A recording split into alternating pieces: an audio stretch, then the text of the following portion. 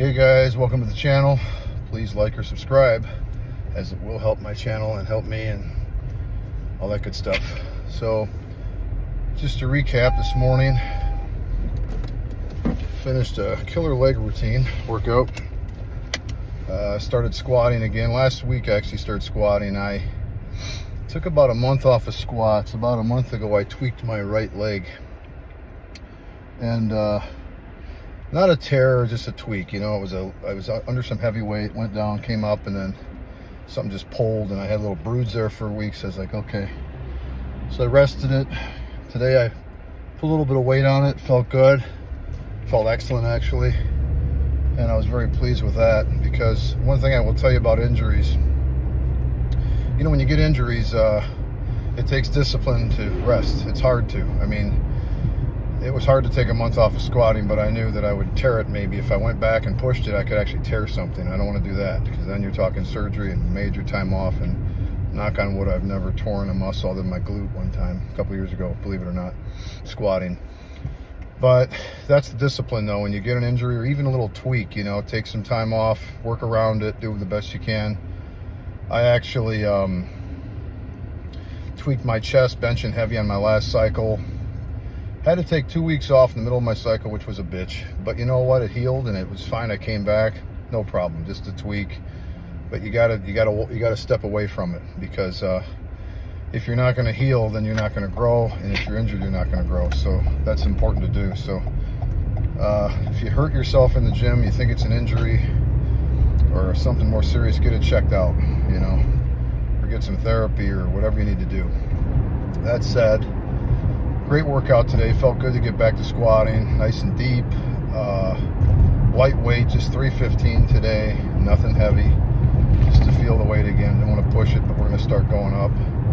I'm going to be away on vacation for a week coming up, so not going to go too heavy before vacation, and then we'll pump up the volume after come November. But did squats, felt good. Then we went over to hack squats, did about 3 sets of good hack squats. After hack squats, did lunges, and then after lunges, sissy squats. Then we followed up with some leg extensions and then some lying leg curls for hamstrings. And that's it. Good hour, solid hour, and beat the shit out of my quads, and it felt great. Now, I want to talk about legs a bit. People always ask me, Kevin, you know, how do you get such huge legs, and how do you get those cuts in your legs? And I tell them the same thing. There's 2 exercises that I absolutely swear by if you want to build your legs big. A lot of guys build big legs. I see guys on Instagram with big legs. Their legs are big, but they don't have any definition. They don't have any cuts. They don't have any teardrops. They don't have any cuts up high in the upper sweep of their legs. They don't have a big leg sweep. It's just a big leg that goes down. Now, that's fine, but if you really want to get your legs defined and get that teardrop in that lower quad and get those nice cuts, there's a couple things you can do to really make a difference in that. And the one thing, and I'll do videos on this demonstrating these, but I'm just going to talk about it briefly today. The one thing I started to do at a very young age was high bar squats. Now, you might not have heard that term, high bar squats. It's a regular squat. The bar just sits higher up on the traps. When powerlifters squat, they put the bar very low on their traps. Their hands are down here. I can't show you right now, but I'll demonstrate this in a video later on. But they do more of a powerlifting squat, I call it, which is more hip activation, more glute, hip, and quad also, but you get a lot of hips in that type of squat, a lot of lower back and hips. And it doesn't isolate the legs to the degree that a high squat will. I'm not saying you can't build big, massive legs on squatting powerlifting style. Lots of powerlifters have huge legs, but most of them don't have the cuts that you want.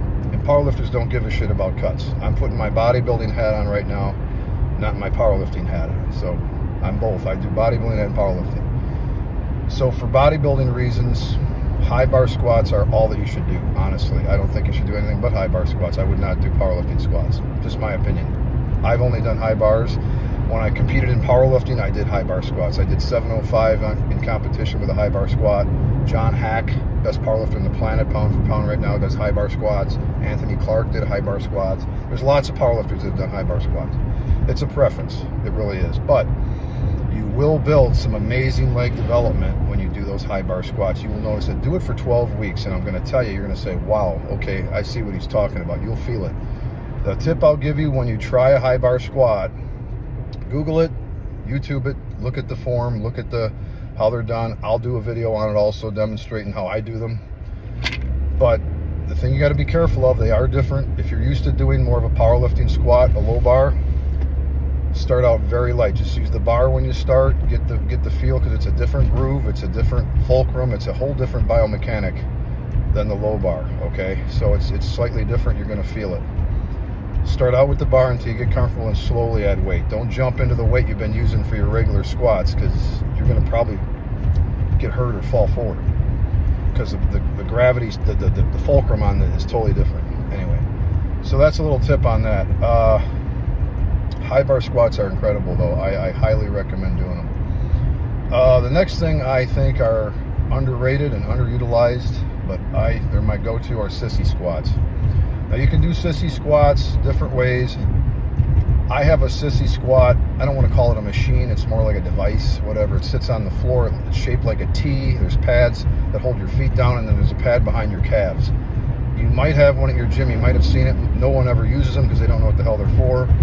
But it is the most dynamic leg builder that I've ever used outside of squatting.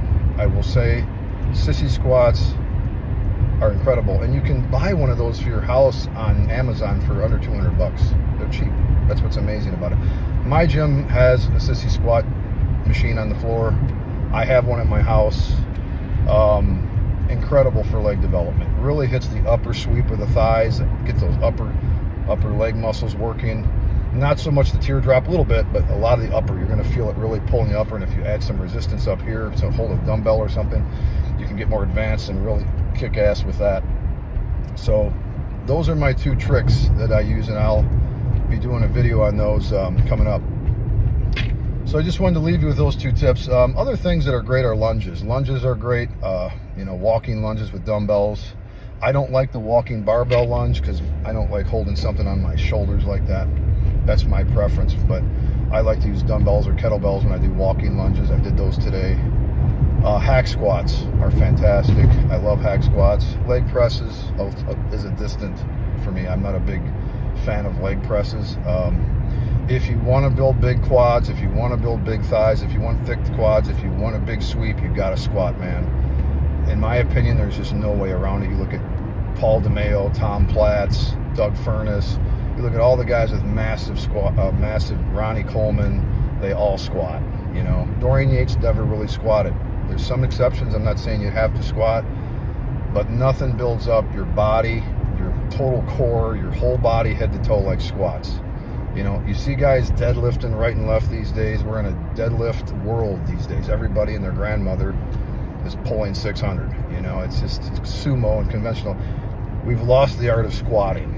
How many times do you see guys post videos of themselves squatting heavy weights? Hardly ever, because nobody's squatting, and consequently you can tell by looking at their lower body.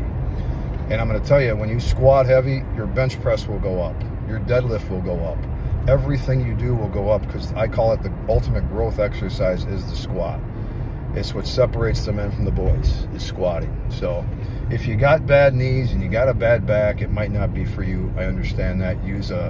There's really good pendulum squat machines now. There's different devices you can use to substitute it. But if you're healthy and you got those good parts working, definitely get under a barbell and start to squat, man. Because you can use different widths. You can do duck squats. You can do narrow leg, bring your legs in and do squats like Tom Platz did. Or you can do the conventional shoulder width squats. But squat, man. I can't emphasize enough how that is an incredible builder for you, is squatting. So with that, I'm going to say good day to all. It's Tuesday. I'm going to go home and feed this machine my post-workout meal. And I will be yelling back at you maybe later today or tomorrow. And have a good one, guys. Bye-bye.